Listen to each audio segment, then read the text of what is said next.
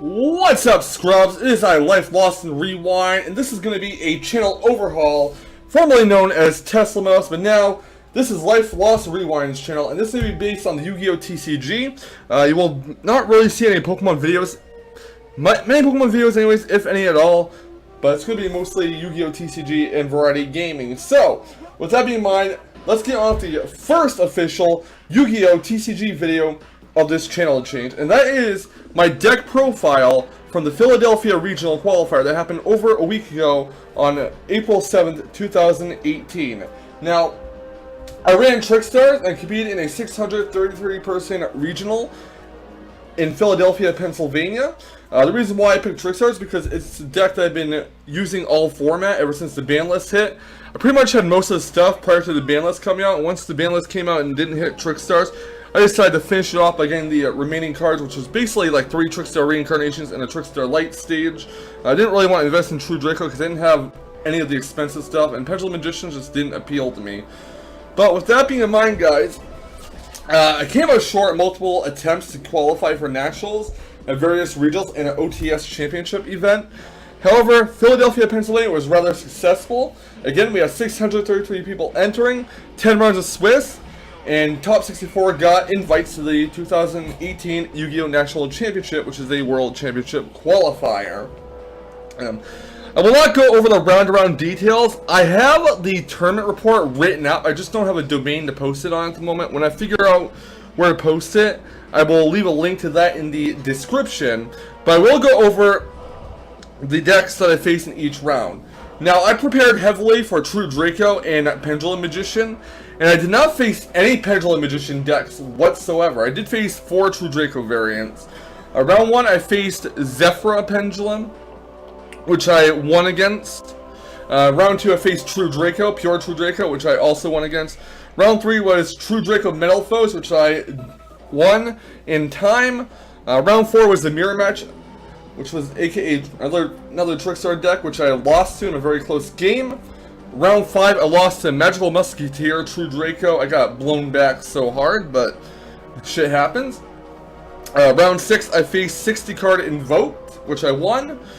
Round 7, I faced regular Invoked, which I also won. Round 8, I got the bye because they accidentally dropped me. Because they thought I dropped, because both my opponent and I filled out the match slip and crossed the names off. So I got a bye and a free win there. Round 9, I lost to Pure True Draco, and round 10, I beat Machina ABC because my opponent kind of choked the third game. But yeah, let's go over the deck real quick. We're going to start with the main deck, and we run 40 cards in the main deck. So we are running 7 Trickstar monsters in the main deck. That would be 3 Trickstar Kandina, 3 Trickstar Lycoris, and 1 Trickstar Lilybell. These are actually the only main deck monsters you should be running at this point until a new set drops. They're the only main deck worthy monster cards. Trickstar Kandina fetches any Trickstar card from your deck to your hand when you normal summon it. Trickstar Lycoris has the ability where it can reveal it in your hand, target 1 Trickstar monster on your side of the field, special summon Lycoris, and then bounce the targeted Trickstar monster. And Trickstar Lilybell can be special summoned to the field from your hand once added to your hand, except by drawing it. And if it inflicts battle damage, you can add a Trickstar monster from your graveyard to your hand. The additional effects of these 3 are, when your opponent successfully resolves a spell or trap card, you inflict 200 points of damage with Trickstar Kandina. When your opponent adds a card from their deck to their hand, Trickstar Lycoris will inflict 200 points of damage to them, and Trickstar Lilybell can actually attack directly. So, again, the only main deck monsters you should be running in Trickstar up until the next set, potentially, are 3 copies of Kandina, 3 copies of Lycoris, and 1 copy of Lilybell. You don't want to run more than Lilybell because drawing it can suck, especially drawing multiple copies. So, 3 Kandina, 3 Lycoris, 1 Lilybell. That is the main deck engine for Trickstars. Next up, we run 2 Eater of Millions. This assists Trickstars with their main problem, and that is getting over big beaters. What Eater of Millions does is once per turn, During either player's turn, when this card battles an opponent's monster start and damage up, you can banish that monster face down. You can only special summon Eater Millions by banishing at least 5 cards from your extra deck, field, or hand, I believe. I think it's extra deck, hand, or field. Yeah, hand, field, or extra deck. It gains 100 attack points for every card that's face down banished. It includes the opponent's banished pile as well. Before this redraw, I was actually running 3 of these, but I cut it down to 2 in favor of a second Honest, which we'll get to a little bit later. So we run 2 Eater Millions, and then we have our hand trap engine. We are running triple Ash Blossom and Joyous Spring, triple Ghost Ogre Small Rabbit, double Droll and Lockbird, and double Honest. Now you may be saying to yourselves, well, you should be running 3 Droll and Lockbird because of the Trickstar Reincarnation combo. But you see, the thing is, I don't rely on that combo as much because it's easily stopped, because if your opponent ashes a Trickstar Reincarnation, or they call by the graveyard Droll and Lockbird, your combo gets stopped cold right there. But ashes there to stop them from searching, special summoning from the deck, or sending cards from the deck to the graveyard. Ghost Ogre is very helpful against stuff such as Dragonic Diagram, Heavy Metal Foes, Electromite, etc. Droll and Lockbird is there to prevent additional searching, and Honest is there so our Trickstars can actually get over big beaters without relying on the extra deck or Eater Millions, because they're not always going to have an Eater Millions at the ready. So again, the hand trap engine is 3 Ash, 3 Ghost, 2 Droll, and 2 Honest. And that actually does it for the monster cards. Moving on to the spells, we run triple Trickstar Light Stage. Really good card. When this card is activated, you add a Trickstar monster from your deck to your hand. Another effect it has is that once per turn, it can target 1 face-down spell or trap card your opponent controls. For the rest of the turn, they cannot activate that targeted card, and they must activate it during the end phase, or else it will be sent to the graveyard. Also, when a Trickstar monster inflicts battle or effect damage, inflict an extra 200 points of damage to your opponent's life points. Then we run triple Terraforming to search out the Trickstar Light Stage. Really good card. Basically, we have several ways to get Trickstar Candina out. We have 3 copies of Candina, 3 copies of the Light Stage to search out Candina, and we have 3 copies of Terraforming to search out the Light Stage and then search out the Candina. Well, the thing is, when you activate Terraforming and you add like Light Stage to your hand, your opponent can just droll you and you can't really add Candina with Light Stage for the rest of that turn. Next up, we are running triple Scapegoat. This actually opens a lot of link plays and allows me to go into Borlo Dragon, Topologic, Firewall, and Sarusha Skull Dread very easily, using other link monsters, which we'll get to later on. You're mostly using it during the end phase of your opponent's turn, because this card prevents you from special summoning or summoning any other monsters during the turn you use it. So you activate it during your opponent's end phase, and then when it gets to your turn, you can like link summon and whatnot. It's a really great link engine. Most of the decks that use links use it, such as Invoked, World Chalice, and of course Trickstar. Next up, we have Double Pot of Desires. Banish 10 cards face down, then draw 2 cards. This actually combos well with Eater Millions because, as mentioned before, Eater Millions does gain 100 attack points for every face-down banished card, and that will include cards banished by Pot of Desires. Pot of Desires is a +1. It's not a -9 like a certain other Yugituber says, but it's a +1 because you get 2 cards just for using this card. And my favorite tech card of the day, Forbidden Chalice, has actually won me 2 games in particular. It let me beat Invoked round 7, and it also won me my round 10 match in the 3rd game. Without Forbidden Chalice, I would not have won game 3 of this 10th round. I would not have got my invite. So what I did round 10 was I had 2 Eater Millions in hand. I summoned them both. I went to attack my opponent's ABC Dragon Buster. He activated its effect to destroy Eater Millions and chain Forbidden Chalice. Luckily, but unfortunately for my opponent, he kind of choked because he didn't realize that he could tribute ABC Dragon Buster for a second effect to summon like A, B, and C from the banish pile, I want to say, and avoid Forbidden Chalice negating its destruction effect. So, because my opponent choked that play, I lucked out and I managed to win. And then we have the 1-ofs, Raigeki and Dark Hole for board wiping and Monster Reborn. A lot of players don't like Monster Reborn and Trickstar. I completely understand because Trickstar Reincarnation does handle the special summon from the grave. However, Monster Reborn is really useful when you want a Monster Reborn your opponent's invoked Mechaba that you happen to destroy, or if Skull Dread gets Ghost Ogre and destroyed, you can just Monster Reborn it back to the field. And you can also Monster Reborn your opponent's Link monsters that you happen to destroy. So it's up to preference really. I like it, although I didn't really get much use out of it in this regional. However, it still is pretty neat when you get their Mechaba. I actually Monster Reborn my opponent's invoked Mechaba in the OTS tournament last month and won because of it. Well, won one of the games. No, actually it was the regional last month. But either way, Monster Reborn does have its uses. And we have the trap lineup. Nowadays, Trickstar is run a heavy trap lineup. However, I wasn't feeling comfortable doing that. So I only ran 5 traps. I ran triple Trickstar Reincarnation as a weighted combo of Droll and Lockbird. I'm going to explain the Droll and Lockbird combo. Say your opponent adds like a field spell from their deck to their hand with Terraforming, right?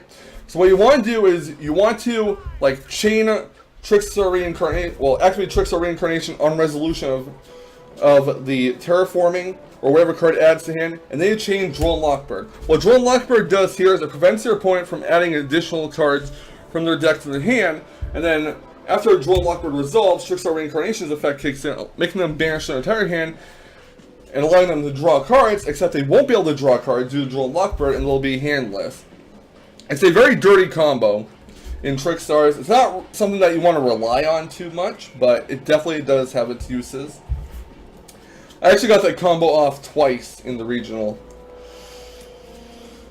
And the last 2 traps that I actually run are, as you can see in the corner, 2 Heavy Storm Duster. Now, prior to this regional, I had 2 Cosmic Cyclone in its place, but I did take them out for Heavy Storm Duster because Heavy Storm Duster is really useful in that you can actually destroy 2 Pendulum Scales at once.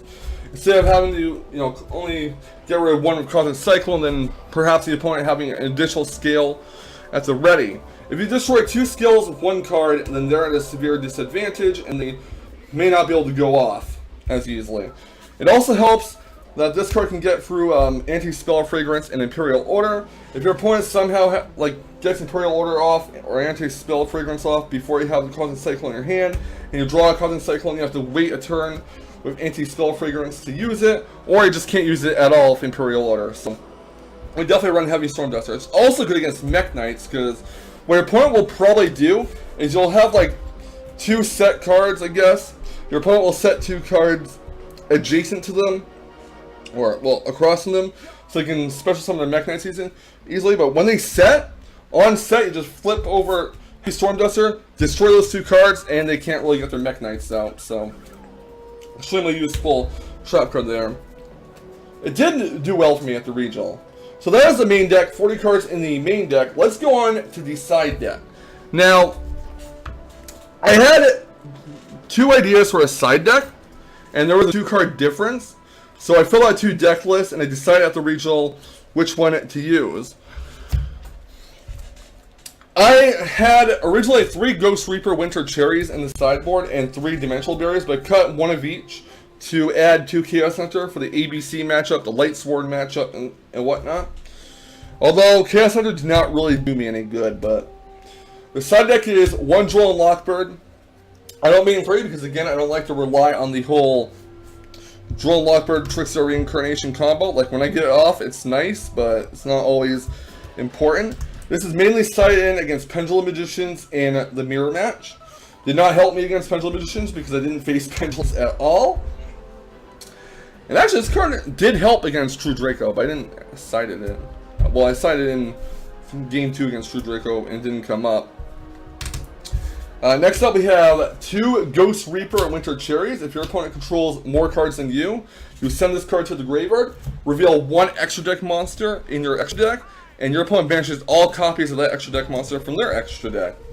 It's good against Pendulum Magicians because you can reveal a Heavy Metalphos Electromite to banish it, or it can reveal something like ABC Dragon Buster, and anything else that your opponent may have good use for in their extra deck. that could cripple them. So 2 Ghost Reaper and Winter Cherries. And then the aforementioned Chaos Hunters didn't really help me at all in this regional. Didn't face any Light Swarms. I didn't need it against ABC. Then we have 3 Gamma Seal, the Sea Turtle Kaiju. This card is really good to get over like Floodgate monsters, and just monsters that are hard to kill, such as a Masterpiece in True Draco, or the opponent's Inspector Border, or even a Naturally Beast that a Light Storm player may be able to make. Now, I know you don't want to give your opponent a big beater in Gamma Seal. However, the idea is basically I'd rather face off, deal with my opponent having a Gamma Seal than their own Masterpiece, which can just pop cards during either player's turn and have double immunities based on what you tribute for it. Then we have 2 Called by the Grave. This was sided for Light Swarms, for ABC, and in case we're going first. So you can stop my opponent from, you know, interrupting combos with their hand traps. This card does work on hand traps because if your opponent sends it to the graveyard, it's in the graveyard, it just flip over Called by the Grave, target the hand trap, its effect is negated, and you just go off with your Trickstars and whatnot. Only run 2 copies though. And we have 2 Dimensional Barriers. Really good against Rituals, Pendulums, Links, and Synchros. This is mainly used to side in for Pendulum Magicians. Didn't really get to use it because my opponent, well, none of my opponents had Pendulum Magicians against me.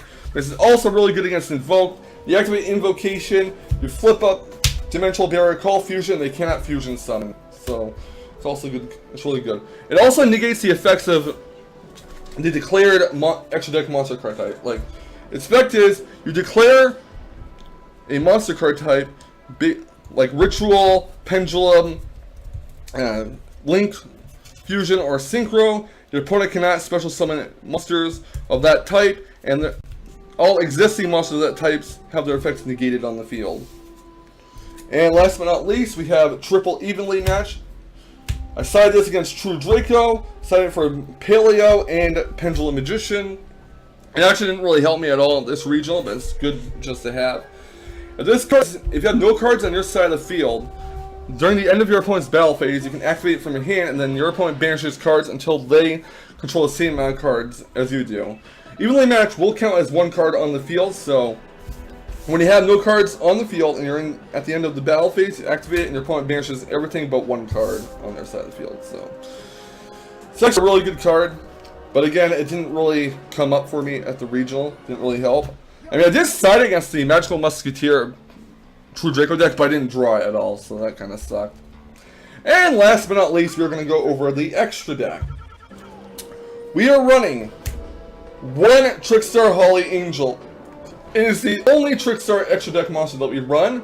Black Cat and Crimson Heart aren't really that good, and Holly Angel is all we really need.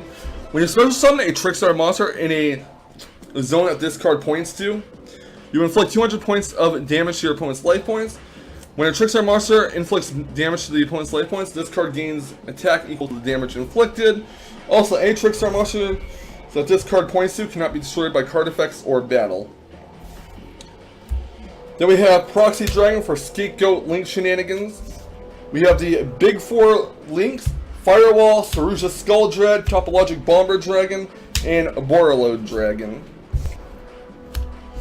Next up we have Akashic Magician, which actually combos pretty well with Gamma Seal. What you do is you tribute your opponent's monster to special summon Gamma Seal on their side of the field to either the 2nd or 4th monster card zone, and then you'll link summon into Akashic Magician, and it will bounce a special summon monster it points to the hand, so it just bounces it to your hand for reuse later. The Akashic Magician did kind of come up, but it was kind of negated by the Magical Musketeer, so that kind of sucked, I'm not gonna lie. Then we run Mrs. Radiant for more Scapegoat Shenanigans. Only 1 copy, I didn't really use it at the original. And the main stuff they use to link summon with the Scapegoat tokens are Link Karibo and 2 Link Spider. So let me show you a little combo here. You have 4 Goat tokens on the field. We'll say that because of Scapegoat. And you can Link summon a Link Karibo with 1. Then use 2 to Link summon a Proxy Dragon. It's going to point left and right. And then use that final goat token to Link summon Link Spire. And you can basically use these 3 to Link summon either Borderlord or Topological, or what you can also do is if you have 4 Scapegoat tokens on the field and another monster, we'll just say for the sake of argument we have a Candina on the field. Use 1 to Link summon Link Karibo. Use another to Link summon Link Spider. And then use a Link Spider, Link Karibo, Scapegoat token, and Candina, 4 different monster cards, to Link summon Sharuja Skull Dread, draw 4, place 3 at the bottom of your deck, and then you can use the remaining Scapegoat token to summon the other Link Spider in your extra deck. So, yeah, Scapegoat is a really good Link engine there. It's kind of OP in a way. Not really overpowered, but it does make Link summoning extremely easy. And the last 4 cards in the extra deck that we have are not cards that we summon, but we use for Winter Chariots targets. I'm running Spiral Double Helix, because for some reason Spirals are still played, even though they got killed by the ban list. Heavy Metal Foes Electromite, ABC Dragon Buster, and Dante Traveler of the Burning Abyss. I could have took out Dante for Totally Awesome, but I figured that Burning Abyss Infernoid variants would give me more difficulty, so I kept Dante in. This was actually helpful game 2 of round 1, when my opponent had 2 monsters on the field. I used Winter Chariots, revealed this, and he had to banish his 2 Electromites from the extra deck, and it really did hurt him. So that's pretty much the deck profile. I got 54th out of 633 players at the Philadelphia Regional, and I qualified for the 2018 Yu-Gi-Oh National Championship. Very proud of how I did. I was lucky that my opponent kind of, choked the last game of our match, round 10, or else I probably wouldn't have won. I don't see how I would have been able to otherwise. By the way, guys, let me know what you think of the deck, and leave a like, comment, and hit the subscribe button for more Yu-Gi-Oh TCG content, and I will catch you guys on the flip side. And remember, keep on scrubbing. Okay, thanks, bye.